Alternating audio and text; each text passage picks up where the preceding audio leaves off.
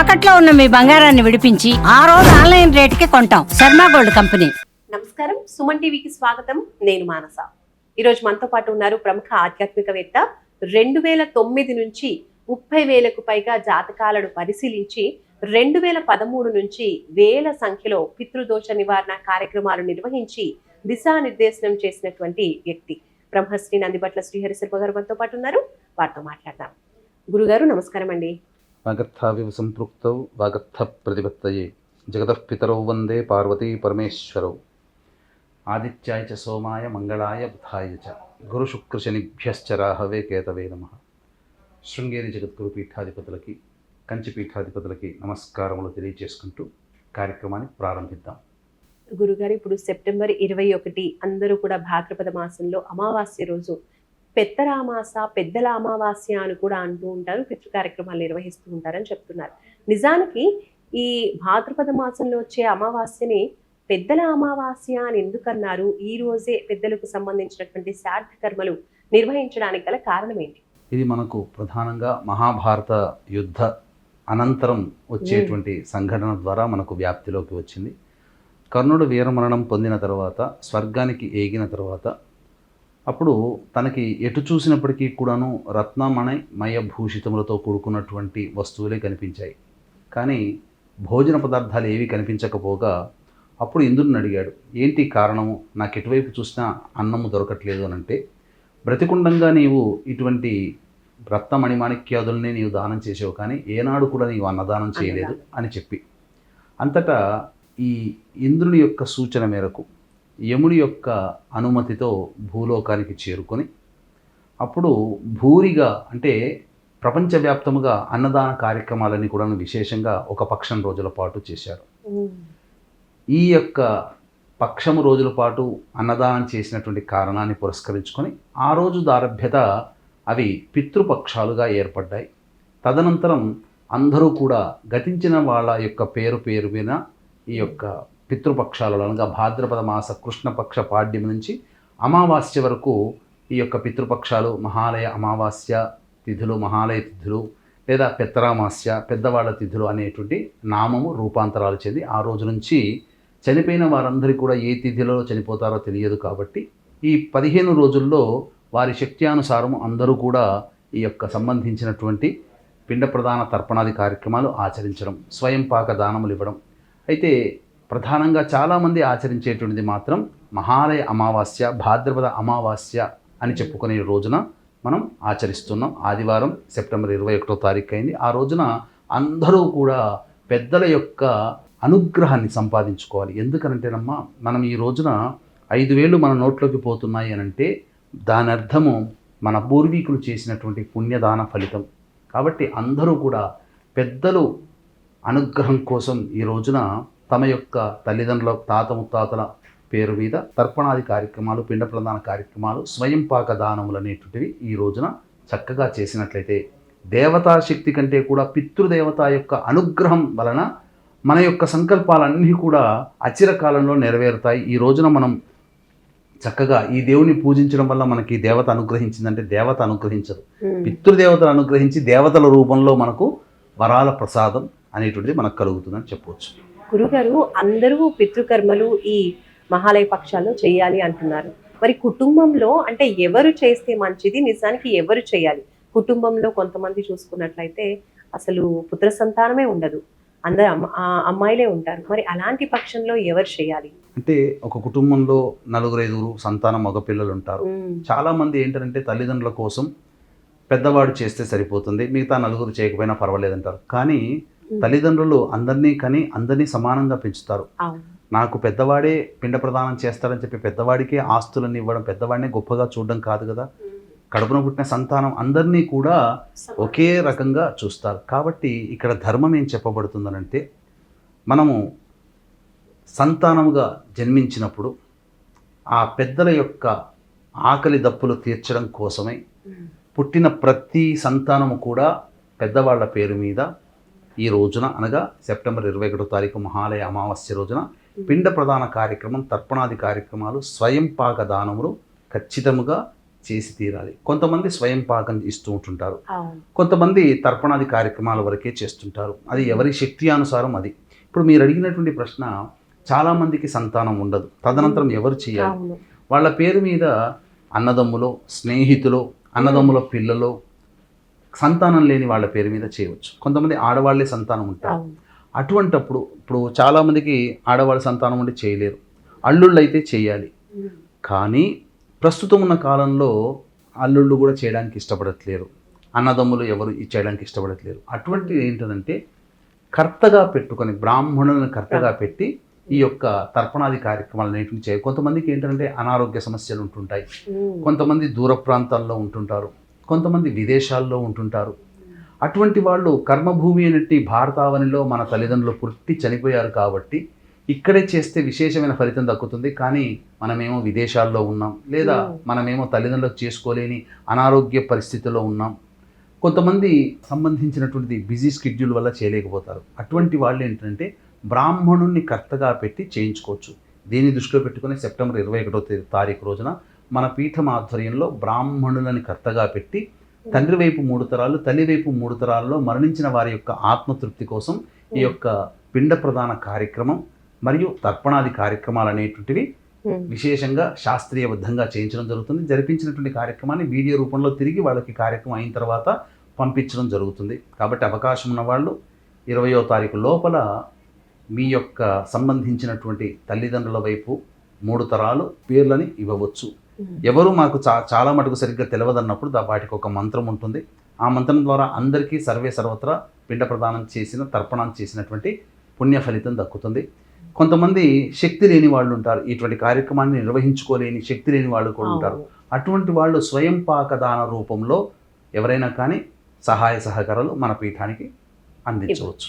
గురుగారు, ఇప్పుడు స్వయం పాకం దానం చేయాలి అని మీరు అంటున్నారు, కొంతమంది చేస్తూ ఉంటారు కూడా. అయితే ఆ రోజున స్వయం పాకం ఇవ్వడానికి వాళ్ళకి అవకాశం లేకపోతే, లేదంటే బ్రాహ్మణులు వాళ్ళకి టైంకి దొరకకపోతే అప్పుడు ఎలా చేయాలంటారు? ఎవరికి ఇవ్వచ్చు ఆ స్వయం పాకం?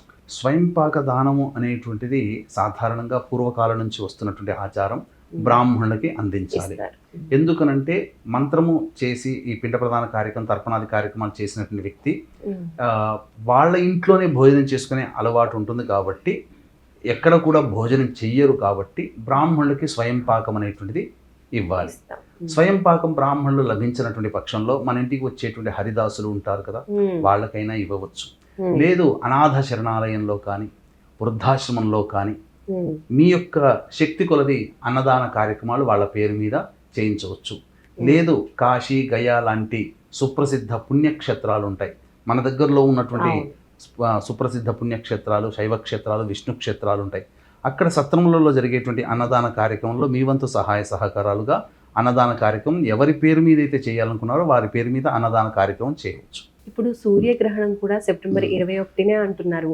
మరి సూర్యగ్రహణం సమయంలో ఇలా పితృతర్పణాలు, పితృ కార్యక్రమాలు నిర్వహించొచ్చంటారా? ఈ సంబంధించినటువంటి సూర్యగ్రహణం అనేటువంటిది మన భారతదేశంలో కనిపించదు కాబట్టి యథావిధిగా ఉదయం నుంచి మధ్యాహ్నం, సాయంత్రం సూర్యాస్తమయం లోపల మీరు ఈ యొక్క పిండ ప్రదానం, తర్పణాది కార్యక్రమాలు, స్వయంపాక దానములు అనేటువంటివి జరిపించుకోవచ్చు. ఈ సూర్యగ్రహణం అనేటువంటిది ఆస్ట్రేలియా, న్యూజిలాండ్, అంటార్కిటికా ఖండం, పసిఫిక్ మహాతీర ప్రాంత సముద్ర తీర ప్రాంతంలో మాత్రమే కనిపిస్తుంది కాబట్టి ఆ ప్రాంతంలో నివసించేటువంటి సనాతన ధర్మాన్ని పాటించేటువంటి వాళ్ళు నియమాల్ని పాటించాలి. కాబట్టి మధ్యాహ్నం 11-12 లోపల పిండ ప్రదాన, తర్పణాది కార్యక్రమాలు ముగించుకోవాలి. కాబట్టి మన భారతదేశంలో ఈ సెప్టెంబర్ 21వ తారీఖు రోజున వచ్చేటువంటి సూర్యగ్రహణం అయితే మనకు కనిపించదు. కాబట్టి ఎటువంటి ఆచార నియమాలు పాటించాల్సిన అవసరం లేదు. కాకపోతే ఈ సూర్యగ్రహణం అనేటువంటిది కన్యా రాశిలో సంభవిస్తున్నటువంటి కారణం చేత కన్యా రాశి బేస్ చేసుకొని ఒక్క మేషరాశి, కర్కాటక రాశి, వృశ్చిక రాశి, ధనుస్సు రాశి వారికి శుభ ఫలితాలు. మిగతా రాశుల్లో అనగా మేష, కర్కాటక, వృశ్చిక, ధనుస్సు రాశిలో తప్ప మిగతా రాశుల్లో అయినటువంటి వృషభ, మిథున, సింహ, కన్య, తుల, మకర, కుంభ, మీన రాశిలో జన్మించినటువంటి వారికి మాత్రం కొంత అశుభ ఫలితాలు అనేటువంటి కలుగుతాయి. కాబట్టి దీన్ని దృష్టిలో పెట్టుకొని ఈ యొక్క సూర్యగ్రహణ సందర్భంగా 22వ తారీఖు రోజున సాయంకాలము ఈ చెప్పినటువంటి రాశుల్లో జన్మించినటువంటి వారికి గ్రహణ దోష నివారణ పూజలు, హోమాలు అనేటువంటి జరిపించి కరుంగలిమాల అనేటువంటిది వారికి అందివ్వడం జరుగుతుంది. అవకాశం ఉన్న వాళ్ళు కార్యక్రమ తదనంతరం కాంటాక్ట్ చేసి ఈ సూర్యగ్రహణ దోష నివారణ పూజలు హోమాల్లో మీ గోత్రనామాలు నమోదు చేసుకోవచ్చు. ఆఖరిగా సెప్టెంబర్ 7వ తారీఖు రోజున చంద్రగ్రహణం అనేటువంటిది ఏర్పడింది. ఆ చంద్రగ్రహణాన్ని బేస్ చేసుకొని మనకు కొన్ని రాశిలో జన్మించినటువంటి వారు కనుక కుంభరాశిలో ఏర్పడింది కాబట్టి ప్రధానముగా కన్యా రాశిలో, అలాగే మేషరాశిలో, వృషభ రాశిలో జన్మించినటువంటి వారికి, ధనుసు రాశిలో జన్మించినటువంటి వారికి తప్ప మిగతా అయినటువంటి మిథున, కర్కాటక, సింహ, తుల, వృశ్చిక, మకర, కుంభ, మీన రాశిలో జన్మించినటువంటి వారికి చంద్రగ్రహణ దోషం అప్పుడు చేసుకోలేకపోయి ఉంటారు.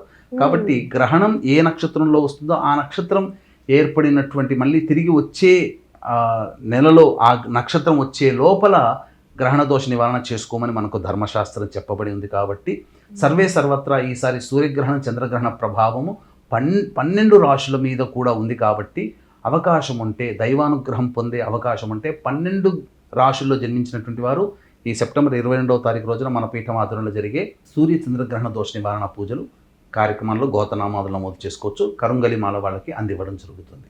గురుగారు, భాద్రపద అమావాస్య రోజు ఒకవేళ ఆరోగ్యం బాగోలేకనో లేదా పరిస్థితులు అనుకూలించకపోతేనో ఇలా పితృకర్మలు చేయలేకపోతే వాళ్ళు మళ్ళీ తర్వాత ఎప్పుడైనా చేసుకోవచ్చు అంటారా? కొన్ని కారణాంతరాల వల్ల ఇంట్లో ఈ పితృకర్మలు చేయాలి అని అంటే మగవాడు ఎంతనో భార్య కూడా అంతే.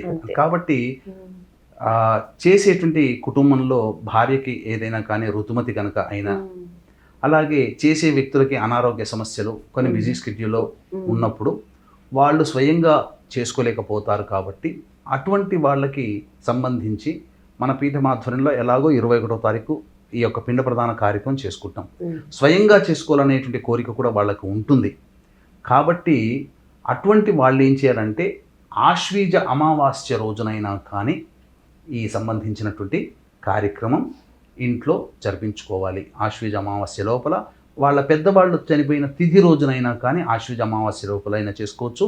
లేదా ఏ తిథో తెలియదు కాబట్టి ఆశ్వీజ అమావాస్య రోజునైనా కానీ చేయవచ్చు. ఎందుకనంటే పితృపక్షాలకు సంబంధించి భాద్రపద పౌర్ణమి నుంచి పెద్దలు, చనిపోయిన పెద్దలు ఈ భూమి మీద ఈ రోజునైనా వాళ్ళ కుటుంబ వంశ వారసులు పిండ ప్రధాన తర్పణాది కార్యక్రమాలు ఇస్తారని ఎదురు చూస్తారు. ఎప్పటి వరకు ఎదురు చూస్తారు? ఆశ్వీజ అమావాస్య వరకు ఎదురు చూస్తారు ఎంతో ఆశగా. కాబట్టి పెద్దల ఆశని మనం పక్కకు పెట్టకూడదు, వమ్ము చేయకూడదు. కాబట్టి మనకు కనిపించే దేవతలు పితృదేవతలే.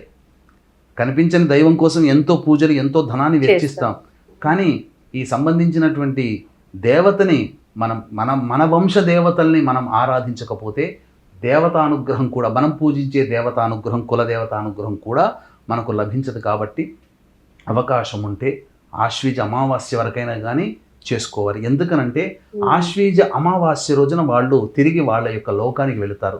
అందుకనే మా ఇంటికి వచ్చినటువంటి పితృదేవతల్లారా మీకు దారి చూపిస్తున్నామని ఆశ్వీజ అమావాస్య రోజున గోగునార దీపాన్ని, గోగునార కట్టకి దీపాన్ని వెలిగించి ఇలా ఇంటి బయట నిలబడి ఇలా చూపిస్తాం ప్రదోషకాల సమయం చీకటి పడ్డ తర్వాత. అంటే మళ్ళీ వాళ్ళ యొక్క లోకానికి మీరు వెళ్ళిపోండి, ఆనందంగా కార్యక్రమాలు నిర్వహించాను, సంతోషమా అని చెప్పి పితృదేవతని ఆశీర్వదించమని చెబుతూ ఈ సంబంధించినటువంటి దివిటీలు అనేటువంటివి పెడతాం. కాబట్టి ఖచ్చితంగా ఎల్లరూ కూడా, వీక్షించేటువంటి ప్రేక్షకులు ఎల్లరూ కూడా దేవతల కన్నా పితృదేవతలు గొప్పవాళ్ళు, కని పెంచి పెద్ద చేసినటువంటి తల్లిదండ్రుల కంటే గొప్పవాళ్ళు అంటూ ఎవరు లేరు. కాబట్టి వాళ్ళని స్మరించుకుంటూ అవకాశం ఉంటే పితృపక్షాలలో చేయండి, లేదు ఆశ్వీజ అమావాస్యలోనైనా చేయండి. కనీసం ఈ రోజున అందరూ కూడా ఎంతో కొంత ద్రవ్యం సంపాదించుకున్న వాళ్ళే. మీకు చేయలేకపోయినా బ్రాహ్మణుని కర్తగా పెట్టి ఈ కార్యక్రమాన్ని మన పీఠమాధ్వర్యంలో సెప్టెంబర్ 21వ తారీఖు రోజున, అనగా ఆదివారం రోజున మన పీఠమాధ్వర్యంలో జరపబడుతుంది. ఈ యొక్క పిండ ప్రదానం తర్పణాది కార్యక్రమాలు మీకు వీడియోల రూపంలో కూడా మీకు పంపించడం జరుగుతుంది. గురుగారు, ఇప్పుడు స్వయం పాకం ఈ రోజున ప్రత్యేకంగా బ్రాహ్మణులకు ఇవ్వాలి అంటూ ఉంటారు. మరి ఆ స్వయం పాకంలో ఖచ్చితంగా ఉండవలసిన వస్తువులు ఏంటి, ఉండకూడనివి ఏంటి తెలియజేయండి. స్వయం పాక దానంలో ఉండకూడని వస్తువులు మనం తెలుసుకున్నాం. చాలామంది అల్లం మరియు ఆలుగడ్డ, అలాగే ఈ టమాటాలు, ముల్లంగి ఇస్తుంటారు. అవి ఇవ్వకూడదమ్మా. ఉల్లిగడ్డలు కూడా ఇవ్వకూడదు, వెల్లుల్లి కూడా ఇవ్వకూడదు. ఇది తామస వస్తువులు. సాత్వికమైనటువంటి వస్తువులు అనేటువంటివి ఇవ్వాలి. ముఖ్యంగా వంట చేసుకోవడానికి అనుకూలంగా ఉండేది మొట్టమొదటి వస్తువు బియ్యం. కాబట్టి కిలోన్నర నుంచి మీరు శక్తి కొలది ఎంతైనా కానీ బియ్యం దానం చేయవచ్చు.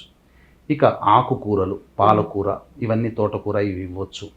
అలాగే దొండకాయ, బెండకాయ మరియు బీరకాయ, వంకాయ ఇవన్నీ కూడా ఇవ్వవచ్చు. ముఖ్యంగా 3 వస్తువులు ప్రధానంగా ఇమ్మని చెప్పబడి ఉంది. ఏంటంటే పనస, నల్లేరు మరియు కాకరకాయ. ఈ 3 వస్తువులు ఇస్తే 1000 కూరగాయలు ఇచ్చినంత పుణ్య ఫలితం ఉంటుంది. అలాగే ఎలాగో పప్పు, ఉప్పులు అనగా కందిపప్పు, శనగపప్పు, మినపప్పు ఖచ్చితంగా ఉండాలి.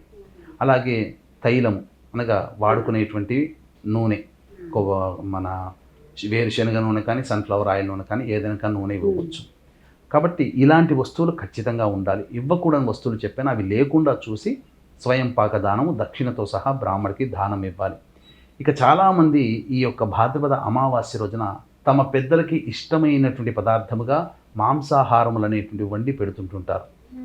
కానీ ఇది నిషేధమమ్మ. అమావాస్య రోజున మాంసాహారము, మద్యపానము, ధూమపానం ఇవన్నీ నిషేధం. కాబట్టి పెద్దల కోసం పెట్టేటువంటి యొక్క పటం ముందర ఏదైతే వాళ్ళు వండి పెడతారో వంటకాలలో ఈ సంబంధించినటువంటి సాత్వికమైనటువంటి ఆహారమే ఉండేటట్టుగా చూసుకోండి. శాకాహారమే ఉండాలి. మాంసాహారం నిషేధము. ఇది ఒక్కటి గమనించి శాస్త్ర ప్రకారాన్ని మనం ఆచరిస్తే తప్పకుండా మనకు పితృదేవతలకు అనుగ్రహం కలుగుతుంది అని చెప్పవచ్చు. చాలా మంచి విషయాలు తెలియజేశారు గురుగారు. నిజంగా ఈరోజు ఏం చేయాలి, ఏం చేయకూడదు, ఎలా చేయాలి, ఇప్పుడు స్వయం పాకం ఇవ్వాలన్నా కూడా అసలు ఏ వస్తువులు ఇవ్వాలి అనే విషయాలు కూడా చాలా మందికి తెలియదు. ఇలాంటి విషయాలన్నీ కూడా ఈ రోజు ఉన్నటువంటి సందేహాలన్నీ కూడా నివృత్తి చేసినందుకు చాలా ధన్యవాదాలు గురుగారు. నమస్కారం. సర్వం శ్రీ ఉమామహేశ్వర పరబ్రహ్మార్పణమస్తు. చూసారు కదండి, ఇప్పుడు వస్తున్నటువంటి అమావాస్య, భాద్రపద అమావాస్య, పెద్దల అమావాస్య అంటూ ఉంటారు. ఖచ్చితంగా పెద్దలకు సంబంధించినటువంటి శ్రాద్ధ కర్మలన్నీ కూడా నిర్వర్తిస్తూ ఉంటారు. కాబట్టి గురుగారు కూడా ఇప్పుడు ఇలాంటి కార్యక్రమాలు చేసుకునే వాళ్ళ కోసం అవకాశం ఉంది, చేసుకోలేము అనుకున్న వాళ్ళకు కూడా కర్తను పెట్టి కూడా ఈ కార్యక్రమాలన్నీ నిర్వహిస్తూ ఉన్నారు. అలాగే ఆ రోజు మనం విధిగా చేయాల్సినటువంటివి ఏంటి అనే విషయాలు కూడా తెలియజేశారు. కాబట్టి తప్పకుండా ఈ విధంగా మనం ఈ అమావాస్య రోజున పెద్దలకు సంబంధించిన కార్యక్రమాలు నిర్వహిస్తాము. ఇంకా ఏవైనా మీరు కూడా గురువు గారి తరఫున ఇలాంటి పూజా కార్యక్రమాలు చేయించుకోవాలి అనుకుంటే కూడా స్క్రీన్ పైన కనిపించే నంబర్స్కి కాల్ చేయండి. చూస్తూనే ఉండండి సుమన్ టీవీ. నమస్కారం.